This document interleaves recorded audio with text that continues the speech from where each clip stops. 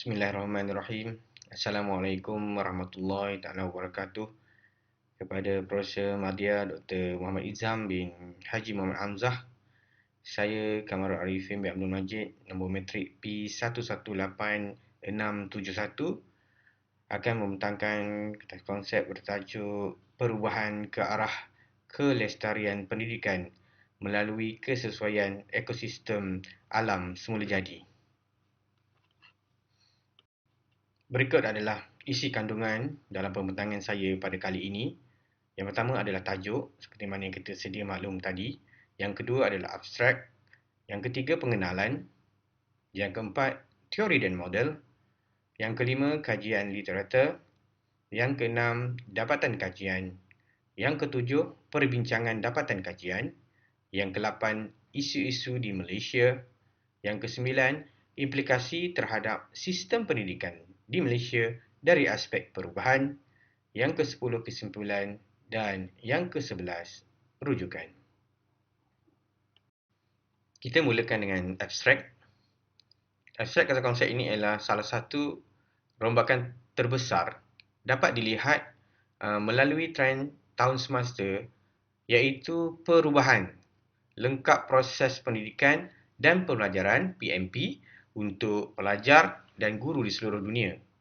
Kertas konsep ini membincangkan kesan ajakan paradigma ini adalah pelbagai, iaitu terdiri daripada keperluan akademik baharu hinggalah kepada memulakan teknologi di dalam bilik darjah atau menguaskini kurikulum dan metodologi pengajaran. Itulah sebabnya pengurusan perubahan dalam pendidikan menjadi penting untuk memastikan kesinambungan dalam proses pendidikan. Sekolah dan institusi sangat responsif dalam membuat peralihan kepada pembelajaran maya, namun semua perubahan ini perlu diberi mandat. Tiada siapa yang punya pilihan. Pengurusan perubahan membolehkan proses penerimaan ini, iaitu penggunaan sistem baharu pembelajaran, proses baharu, mod arahan, mindset baharu melalui pendekatan dan pemikiran kritis lebih berkesan supaya semua manfaat daripada sesuatu perubahan dapat direalisasikan. Dari segi pengenalan pula, perubahan ke arah kemampuan pendidikan melalui kelestarian ekosistem semula jadi adalah penting untuk memastikan pendidikan dapat berlangsung secara mampan dan memberi manfaat jangka panjang kepada masyarakat dan juga alam sekitar. Melalui aktiviti luar seperti penerokan hutan, lawatan lapangan atau pemerhatian alam semula jadi, pelajar boleh membangunkan pemahaman yang lebih mendalam tentang persekitaran dan hubungan ekosistem. Pembelajaran berasaskan alam semula jadi ini juga dapat meningkatkan minat dan motivasi pelajar dalam mempelajari sains, biologi dan alam sekitar. Dengan pemeliharaan hutan, sungai dan padang, rumput kita boleh memastikan bahawa pelajar masa depan juga akan dapat akses kepada persekitaran yang kaya dengan sumber pelajaran.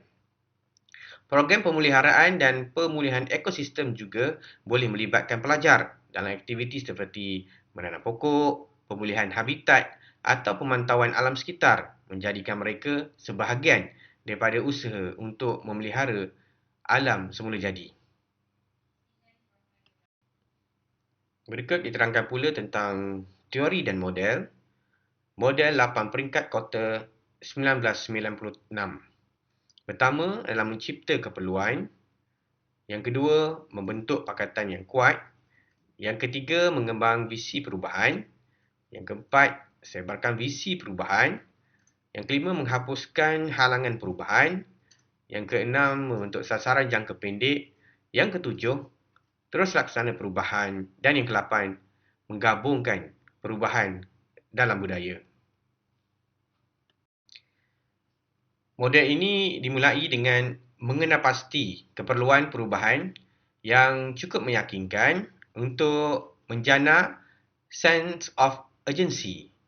Keperluan tersebut mungkin datangnya daripada sesuatu krisis atau analisis pasaran Dengan adanya keperluan, seseorang pemimpin mesti membentuk sebuah kumpulan yang mempunyai pengaruh dan kuasa untuk menggerakkan rancangan perubahan.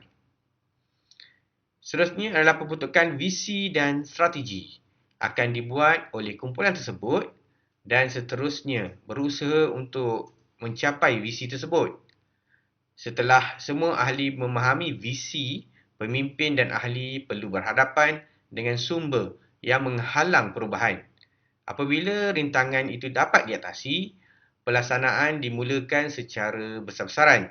Justru pemimpin perlu mencapai sasaran jangka pendek untuk merangsang keyakinan dan menyediakan peluang untuk ganjaran prestasi. Seterusnya, menghasilkan perubahan keseluruhan organisasi untuk merealisasikan visi tadi.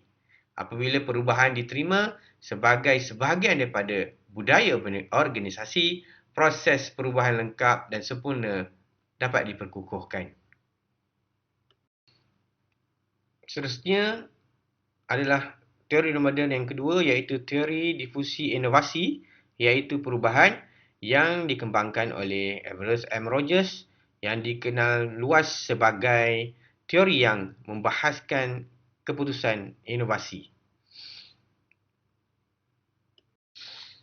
Pengurusan perubahan terdiri daripada 3 cabang, iaitu penerimaan, pelaksanaan dan juga kelestarian pendidikan.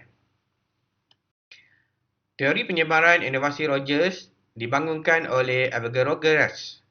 Teori ini menerangkan bagaimana inovasi perubahan merebak dan diterima pakai dalam sistem sosial. Ia mengenal pasti jenis penerima yang berbeza daripada inovator hingga ketinggalan dan menyalahkan kepentingan komunikasi, rangkaian sosial dan faedah yang dirasakan dalam proses penerimaan. Proses resapan juga berlaku secara terancang dan atau spontan. Resapan spontan adalah penyerapan pembaharuan dalam kalangan anggota masyarakat yang tidak dirancang. Berlaku kerana golongan yang tidak terlibat dengan inovasi turut menerap inovasi tersebut. Dalam konteks e-pelajaran, pelajar yang tidak terlibat dengan pelaksanaan e-pembelajaran mungkin tidak boleh tertarik berdasarkan kelebihan yang diperolehi apabila menggunakan e-pelajaran. Berikut adalah kajian literatur pendidikan inklusif. Malaysia telah berusaha ke arah mempromosikan pendidikan inklusif untuk pelajar kurang upaya dan berkeperluan khas. Kerajaan telah melaksanakan dasar untuk menyediakan sokongan dan sumber untuk bilik darjah inklusif menurut Bahri dan Saiful pada 2022. Walau bagaimanapun, memastikan pelaksanaan yang berkesan, latihan guru dan kesetiaan kemudahan dan sumber yang diperlukan kekal sebagai bidang yang memerlukan perhatian berterusan. Seterusnya yang kedua, Malaysia telah meneroka pendekatan yang berbeza untuk penilaian dan ujian standard untuk meningkatkan lagi kualiti pendidikan. Peralihan ke arah pentafsiran berasaskan kecekapan dan mengurangkan penekanan pada peperiksaan yang berkepentingan tinggi telah menjadi sebahagian daripada usaha pengurusan perubahan pendidikan menurut Saleh 2018. Walau bagaimanapun, mencapai keseimbangan antara kaedah ujian piawai dan kaedah penilaian holistik terus menjadi cabaran.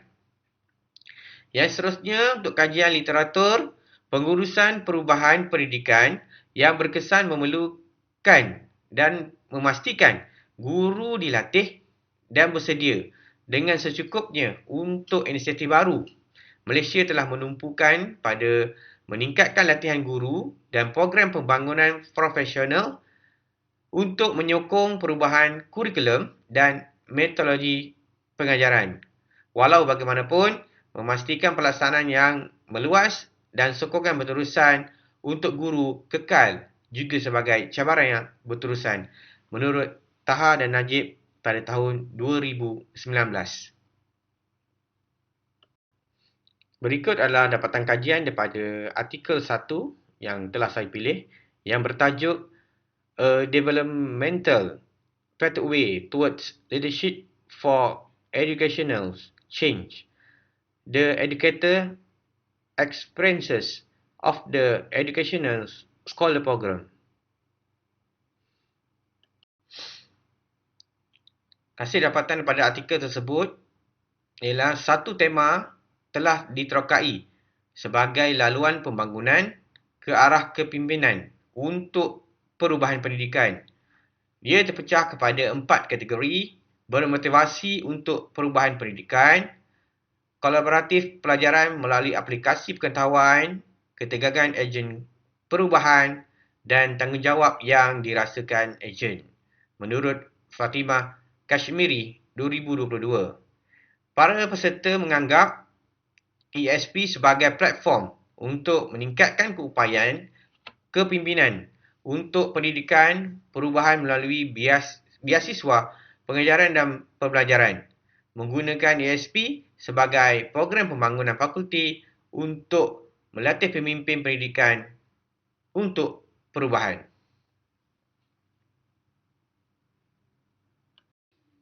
Artikel yang kedua bertajuk Option of Necessarily Role of Environment Education as Transformative Change Agent. Menurut Lehman and Richardson 2020, mereka menyasarkan pelan perubahan untuk pendidikan. Semua pemikiran yang berfokus pada masa depan yang baik bermula dengan pandangan yang jelas, tidak tercela dan realistik tentang keadaan semasa di sisi.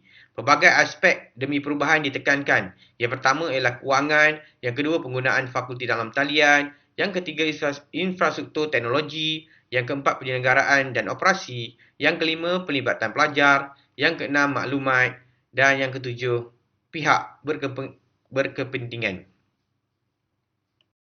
Seterusnya adalah isu-isu di Malaysia berkaitan dengan perubahan. Yang pertamanya, salah satu isu utama dalam pengurusan perubahan pendidikan di Malaysia ialah melaksanakan perubahan kurikulum dengan berkesan. Negara telah melalui pelbagai pembaruan kurikulum seperti pelaksanaan kurikulum standard sekolah rendah KSSR dan kurikulum standard sekolah menengah KSM.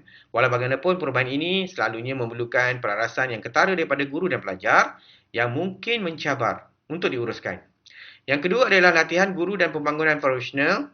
Pengurusan perubahan pendidikan yang berkesan memerlukan guru dilatih dan bersedia dengan secukupnya untuk inisiatif baru. Malaysia telah menumpukan pada meningkatkan latihan guru dan program pembangunan profesional untuk menyokong perubahan kurikulum dan metodologi pelajaran. Walau bagaimanapun, memastikan pelaksanaan yang meluas dan sokongan berterusan untuk guru kekal sebagai cabaran yang berterusan menurut Taha dan Najib pada 2019. Seterusnya, isu rangkaian dan kerjasama. Program ini memberi peluang kepada pendidik untuk menjalin rangkaian dan kerjasama dengan profesional lain dalam bidang tersebut. Maka terlibat dalam perbincangan, berkongsi idea dan belajar daripada pengalaman masing-masing. Menurut Duman, Taat dan Abdullah 2021, projek kolaboratif dan kerja kumpulan memupuk kerja berpasukan dan membina rasa tanggungjawab kolektif untuk menambah baik pendidikan. Seterusnya adalah amalan relatif. Amalan relatif ialah elemen penting dalam program sarjana pendidikan. Pendidikan digalakkan untuk merenung secara kritis kepercayaan, nilai dan andaian mereka tentang pendidikan. Berikut diterangkan pula implikasi terhadap sistem pendidikan Malaysia dari aspek perubahan. Pertama, pengurusan perubahan memainkan peranan penting dalam bidang pendidikan kerana ia dapat membantu institusi pendidikan menyesuaikan diri dengan teknologi baru, pendekatan pedagogik dan keperluan pelajar dan masyarakat yang semakin berkembang. Yang keduanya adalah pengurusan perubahan yang berkesan melibatkan pelibatan semua pihak yang berkepentingan, termasuk pentadbir, guru, pelajar, ibu bapa dan kaki tangan sokongan, menurut Aliaso, Lil dan Azitero pada 2018.